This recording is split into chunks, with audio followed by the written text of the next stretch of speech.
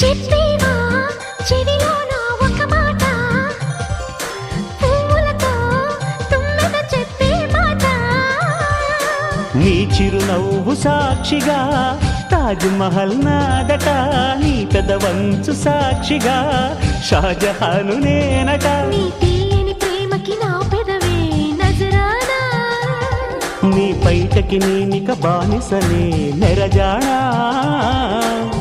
అనంతాల ఆత్మ నీవై చేరుకున్న వేళలో కోకలు కట్టిన కోయిలా కమ్మని కౌగిలియవే.